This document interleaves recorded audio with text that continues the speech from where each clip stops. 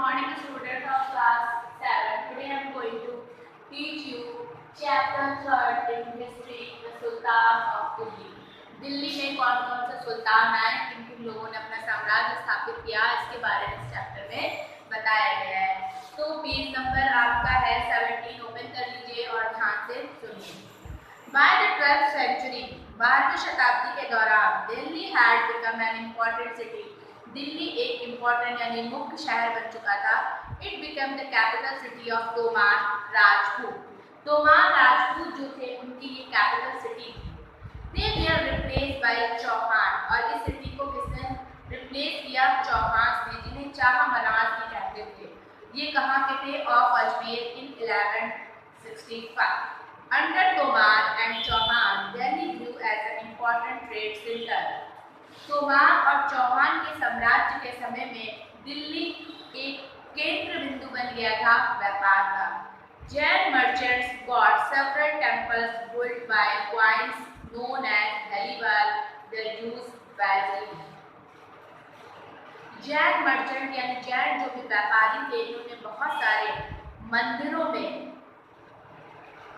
बनवाए, बहुत सारे मंदिर बनवाए और वहां पर क्वाइंस चलवाए। कैसे क्वाइंस होते थे? उस क्वाइंस का क्या नाम था? दहलीवाल क्वाइंस, यानी दिल्ली के नाम से दहलीवाल नाम के क्वाइंस भी चलवाए, जो कि पूरी जगह वाइड स्प्रेड थे।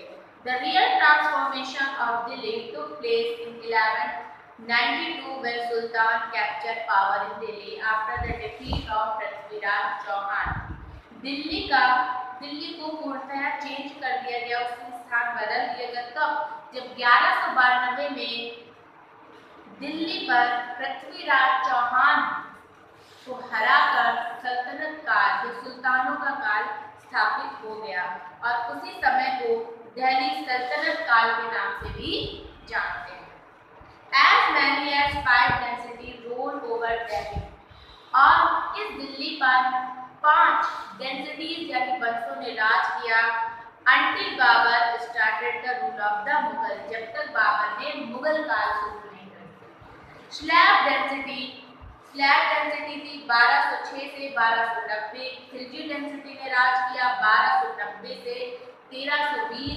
फिर तुगलक डेंसिटी आई, इसने 1320 से 1414 तक राज किया। सैयद डेंसिटी आई 14 से 1451। उसके बाद लोधी डेंसिटी, और उसके बाद फिर आपका मुगल काल शुरू हुआ।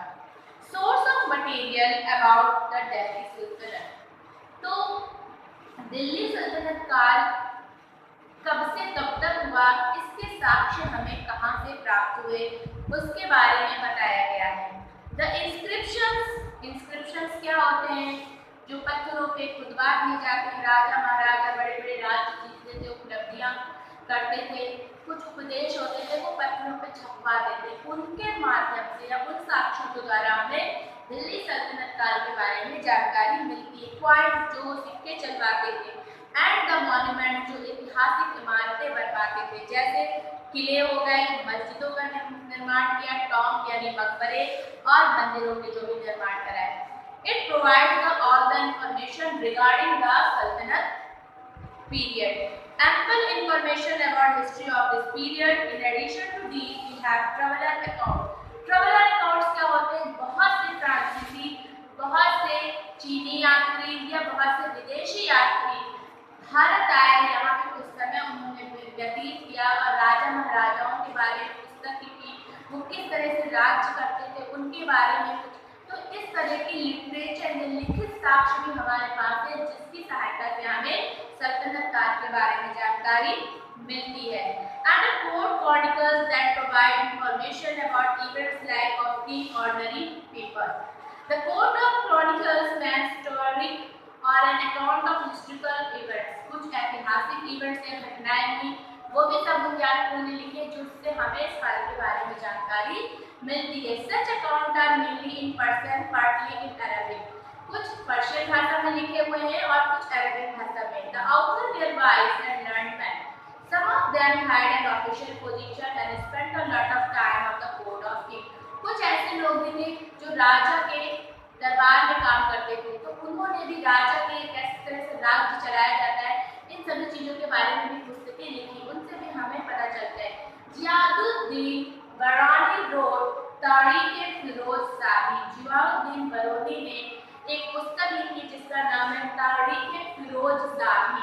It begins with the accession of Balban and comes down the early years of Firoz Tughlaq. इसमें बलबन के समय के से लेकर फिरोज तुगलक के समय तक की बात कही गई है।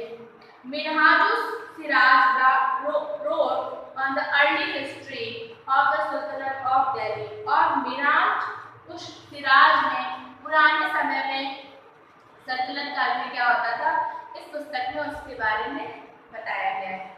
नेक्स्ट आप देखिए डेंसिटीज के बारे में यहाँ पे आपको पढ़ाया जाएगा। तो फर्स्ट आपको दिया हुआ है the slave dynasty. Qutbuddin Aibak इनका कार्यकाल कब तक था 1206 से लेकर 1210 सीई आफ्टर। फिर एक Qutbuddin Aibak founded this dynasty after the death of his master Mohammad Ghori. Mohammad Ghori जो कि उसके मास्टर हुआ करते थे उनकी मृत्यु के बाद कुतुबुद्दीन ऐबक ने स्लैब डेंसिटी की स्थापना की। He extended the Muslim empire in many parts of the North India. Due to his generosity, he came to be known as lakh Bakhsh, giver of lakhs। ठीक है, जो मुस्लिम एम्पायर के लोग थे उनको भी अपने साम्राज्य में मिलाया, उन्हें भी जगह दी उत्तर भारत में और इनकी इसी जनरॉसिटी की वजह से इन्हें अर्श लाख बख्श कहा जाता था। इसका मतलब है लाखों को देने वाला। He ruled for 4 years, strengthening his position and overcoming the resistance of the noble suppressed interwar revolt। ठीक है, इन्होंने 4 साल तक शासन किया जब तक कोई भी क्रांतियां नहीं शुरू हुई थी। Started construction Qutub Minar in the memory of Khwaja Bakhtiyar Kaki. Khwaja Bakhtiyar काकी की याद में इन्होंने कुतुब मीनार का निर्माण कराया। बट डाइड सर, लेकिन उनके पुत्र की क्या हो गई थी, मृत्यु हो चुकी थी। He was the first ruler who laid the foundation of Delhi सुल्तान। ठीक है, ये पहले ऐसे शासक थे जिन्होंने दिल्ली में सल्तनत काल की स्थापना की थी। नेक्स्ट आपको दिया हुआ है Iltutmish. Qutubuddin Aibak was succeeded by his son-in-law Iltutmish. Qutubuddin Aibak के बाद उनके son-in-law इल्तुतमिश गद्दी पे आ गए। Historians regard Iltutmish as the first real ruler of the Delhi Sultanate। इतिहासकारों की बात की जाए तो वो यह बताते हैं दिल्ली सल्तनत काल में यदि कोई रियल में कोई रूलर या शासक था तो वो इल्तुतमिश था। Iltutmish tried to tackle the problem being faced by the Sultanate। Iltutmish सल्तनत काल में आए हुए जो भी परेशानियां थी राज दरबार से रिलेटेड उन सभी को सही तरीके से देखता था, जांच करता था। When the Shah of Persia was being pursued by the Mughal ruler Genghis Khan, he fled towards India in search of the shelter। Iltutmish politely refused to give him refuge and to save his kingdom from the danger of Mughal invasion। He also won over the Turkish nobles by giving them treasuries। यहाँ में बताया गया कि Shah Persia इनके दरबार में आया, उन्होंने बोला कि हमें मंगोल शासकों से बचा लीजिए, तो उन्हें आश्वासन दिया ठीक है हम तुम्हें अपने अंडर में लेते हैं और हम तुम्हें बचाएंगे। Iltutmish defeated and seized the Rajput kingdom of Ranthambore, Manrad, Jalore, Bayan and Ranthambore। He made Bihar and Bengal part of Sultanate। इसके बाद ये राजपूतों से हार गए, उसके बाद इन्हें रणथंबोर में जेल में बंद कर दिया गया। इसके बाद उन्होंने बिहार बंगाल यहाँ पे कुछ नई क्रांतियाँ की। बिफोर हिज डेथ, उनकी डेथ से पहले, he nominated his daughter Razia as his successor। अपनी मृत्यु से पहले उन्होंने अपनी बेटी को क्या बोला कि मेरे मरने के बाद यही मेरा राजभार या कार्यभार संभालेंगी और उसमें स्त्रियों को ये दर्जा रहेगा कि पुरुषों के समान साथ मिलकर काम करें। The next is Razia Sultan. अब इसके बाद कौन आया, रजिया सुल्तान शासक बनी। Razia reign was short and full of problem। Razia का जो भी कार्यकाल रहा बहुत सारी परेशानियों से था क्योंकि वो एक स्त्री थी और बाकी लोग पुरुष नहीं चाहते थे कोई भी स्त्री राज दरबार पे बैठे और हमारे साथ मिलकर कार्य करे। सबसे मुख्य प्रॉब्लम तो उसकी थी, कोई भी उसे पसंद नहीं करता था। The nobles opposed her as she tried to reduce their power and began taking major decisions without consulting them। वो बहुत बड़े-बड़े फैसलों पे बात करती थी, बहुत बड़े-बड़े मुद्दे देखती थी, ये the nobles revolt against her, जो भी उसके मंत्रिमंडल में और लोग भी थे नॉबल्स फैमिली से जो रिलेटेड थे, उन्होंने इसके अगेंस्ट खड़े हो गए। She was deposed in 1240 and died soon afterwards, और उसके बाद उसकी आकस्मिक मृत्यु हो गई। After the death of Razia and till the accession of Balban, Razia की मृत्यु के बाद बलबन सत्ता में आए। Many king came to throne, बहुत से लोग राजगद्दी हासिल करना चाहते हैं। और Nasiruddin Mohammad ruled for a long time, लेकिन नसीरुद्दीन मोहम्मद ने काफी लंबे समय तक राज किया, 1246 to 1266. None of the ruler, however, could provide stability to the empire. लेकिन कोई भी राजा उस साम्राज्य को सही तरीके से चला नहीं पाया। All these kings were mere puppets in the hands of powerful noble. सभी जो राजा तो बन जाते थे, लेकिन मंत्रिमंडल में जो भी लोग पावरफुल थे, जो सत्ताधारी थे या जो कूटनीति से कार्य करते थे, उनके हाथ की कठपुतली बनकर ही रह गए। कोई भी राजा की तरह कार्य नहीं कर पाया। रजिया ऐसा करना चाहती थी, पर रजिया को लोगों ने ऐसा करने नहीं दिया और उनकी मृत्यु का कारण भी वही सब थे। गियासुद्दीन बलबन के बारे में देखिए। The original name of Balban was Bahuddin, इनका रियल नेम क्या था? Bahuddin. He defended his empire from Mongol invasion, इन्होंने अपने साम्राज्य को मंगोलों के इन्वेजन से बताया था, युद्ध से बचाया। Control the administration of Nasiruddin, he gained the support of the Samant and become more powerful. इन्हें समंतों का सपोर्ट मिला और ये सत्ता में आए। He broke the nobility of the Turk, उन्होंने टर्कीज की नोबिलिटी ब्रोकआउट की। His kingship was based on Persian style, इनका जो साम्राज्य चलाने का तरीका था पर्शियन स्टाइल पे था। He introduced the court tradition, इन्होंने अपने राज दरबार में कोर्ट ट्रेडिशन को फॉलो किया। लाइक सिजदा एंड द पैगोस, जिसे सिजदा और पैगोस कहते हैं। बलबन डाइड 1787, इनकी मृत्यु 1287 में हुई। और इस सक्सेसर वेयर इनफिशिएंट एंड वीक, इसके बाद जो भी आए वो ज्यादा सही नहीं थे, वीक सक्सेसर्स थे। Hence the slave dynasty came to an, इस तरह से स्लैब डेंसिटी का क्या हो गया? पतन हो गया। फिर आपकी आती है द खिलजी डेंसिटी, इसके बाद खिलजी वंश के लोग आए। Jalaluddin Khilji, the last slave king were overthrown by a group of Khilji nobles under the leadership of Jalaluddin Khilji. Jalaluddin, who was the 7-year-old, became the ruler of Delhi. 7 साल की उम्र में ही ये दिल्ली पर शासन करने लगे। During his region, उनके क्षेत्र में, his nephew and son-in-law Alauddin attacked Delhi and returned home with huge wealth. उन्हीं के समय में उनका एक भतीजा था, उनका एक सन-इन-लॉ था, उन्होंने देवगिरी पर अटैक किया, वहां से बहुत सारा वेल्थ या पैसा लेकर वापस आए अपने राज्य में। Jalaluddin went forward to greet him, Jalaluddin ने उन्हें काफी खुशामदी की। The young man treacherous murdered the sultan and himself ascended the throne, और उन्होंने क्या किया? उसके बाद बहुत सारे सुल्तानों को मौत के घाट उतारा और फिर राजगद्दी खुद हासिल की। Alauddin Khilji, the 12th century African traveler Ibn Battuta held that Alauddin Khilji deserved to be considered one of the best sultan.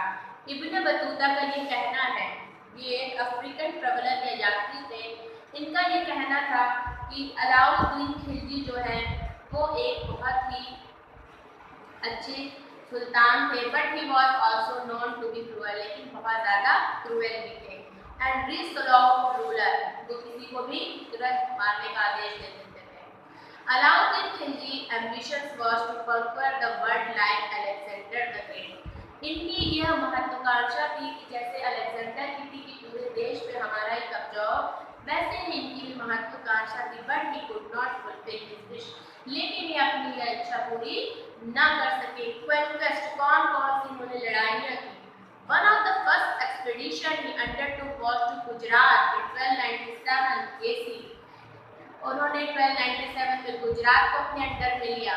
He annex Gujarat, Gujarat को हड़प लिया। Malwa, Mewat, capture the forts of the Ranthambore, यहाँ तक कि रणथंभौर के किले जो भी थे, चित्तौड़ के जो भी किले थे, वो सभी पर अपना साम्राज्य स्थापित किया।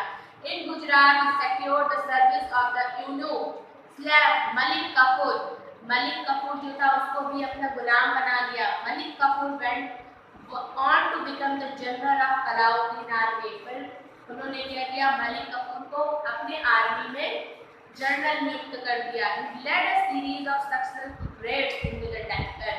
भारत के दक्षिणी प्रायद्वीपीय पठारी में डेक्कन की बात की जाए, वहां पूरा इन्हीं का कब्जा था। बार बार ये लोग क्या करते थे, आक्रमण कर देते थे। He captured देवगिरी, देवगिरी पर इन्होंने अपना साम्राज्य स्थापित किया। He defeated the ruler of Wrangell, गढ़ समुद्र and मैसूर। वैंगलर के रूलर या शासक द्वर समुद्र और मैसूर को भी इन्होंने हराया और मैसूर को अपने कब्जे में लिया। He went deep on south and drained the wealth of Madurai and Rameswaram. इसके बाद ये साउथ में मदुरई और रामेश्वरम का जो भी पैसा था, जो वेल्थ था, वो भी वहां से लूट के लिया है। Alauddin thus became the first ruler from North India, उत्तर भारत के पहला ऐसा शासक था who extended his kingdom south of the river Narmada, जिसने उत्तर से लेकर दक्षिण तक नर्मदा रिवर तक अपने साम्राज्य को स्थापित कर लिया था। नेक्स्ट पॉइंट है एडमिनिस्ट्रेटिव रिफॉर्म्स। कौन कौन से प्रबंधन कार्य में, ठीक है, इसने सुधार किए।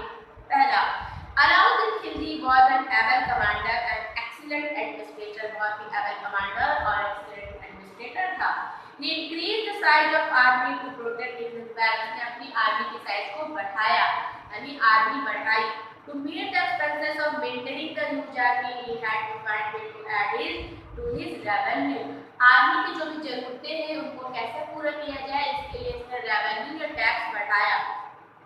He confiscated all the rent-free land holding that had been given to priest and government officials. और जो भी फ्री में जो भी जमीनें दी हुई गई थी गवर्नमेंट ऑफिसर्स को, ठीक है, जो भी उसके राज दरबारी थे, उन सभी से भी क्या, वो सभी जमीनें जब्त कर ली। The officials were forbidden to collect extra tax from peasants, और क्या कहा कि अलग से इस पर काम कराया जाए लोगों से और एक्स्ट्रा टैक्स लिया जाए किसानों से। The peasants paid revenue in kind directly to the state, और वो सीधा राज्यों में अपना अपना पेमेंट करते थे। The land revenue was raised to half the total produce, और लैंड रेवेन्यू भी क्या कर दिया, बढ़ा दिया, जितना आपने प्रोडक्शन करा है उसका आधा आपको पेमेंट करना होगा। In this way he was able to build a rich treasury, और इस तरह से उसके पास काफी पैसा हो गया। See the sultan also put a check on the price of commodity, यहाँ तक कि जो वस्तु भी मार्केट में आती थी या बेची जाती थी उसका प्राइस का निर्धारण भी वही करता था और देखता भी था। So that the soldiers could live within their income, इस तरह से उनको जो भी आर्मी थी उसको उन्होंने सैलरी देना भी शुरू किया। To prevent conspiracy among the nobles, आपस में राज दरबारी आपस में राजा के प्रति षड्यंत्र न कर पाए। Alauddin banned all banquets and assemblies, जिन भी सभाएं होती थी जहाँ भी लोग एक दूसरे से मिल सकते थे, इस तरह के सभाओं का आयोजन भी अलाउद्दीन खिलजी ने बैन करवा दिया। He also enlarged the system of squash and spread his spices across the empire. Alauddin transformed the market of Delhi. He set up different market of food. इसके अलावा उसने बाजार में बाजारीकरण किया, विभिन्न प्रकार की कमोडिटीज का मार्केट में लाए, और जो भी चीजें बाहर जाती थी उस पर भी रोक लगा दी, वो अपने ही देश में बेचने के लिए कहा, केवल स्पाइसेस को छोड़ के। Cattles and important goods, the weight and the balance of the merchant check regularly, सही मात्रा में सही क्वांटिटी में सामान दिया जा रहा है कि नहीं दिया जा रहा, इसके लिए भी कुछ लोगों को उसने तैनात किया जो उसकी जांच करते थे। Alauddin also made arrangement to store large quantity of grain and to use stamp to meal, और बड़े-बड़े ग्रेनरी रखने के लिए, अनाज रखने के लिए बड़े-बड़े वेयर हाउसेस बनाए। After Alauddin died, General Malik Kafur placed Alauddin minor son on the throne and tried to read his name, but they were both put to death. Alauddin की मृत्यु के बाद उसने उसके बेटे को राजगद्दी पर बिठाया और उसी के जो भी उसने पॉलिसीज बनाई थी उसके मद्देनजर काम किया, लेकिन कुछ समय बाद मलिक कफूर और उसके बेटे की भी मृत्यु हो गई, but they were both put to the death. The last Khilji ruler was Khusro Khan was killed by, उसके बाद खुसरो खान लास्ट रूलर थे जिसकी की मृत्यु गियासुद्दीन तुगलक के द्वारा कर दी गई। फाउंडेड द तुगलक डायनेस्टी, और इसके बाद तुगलक डायनेस्टी का उदय हुआ।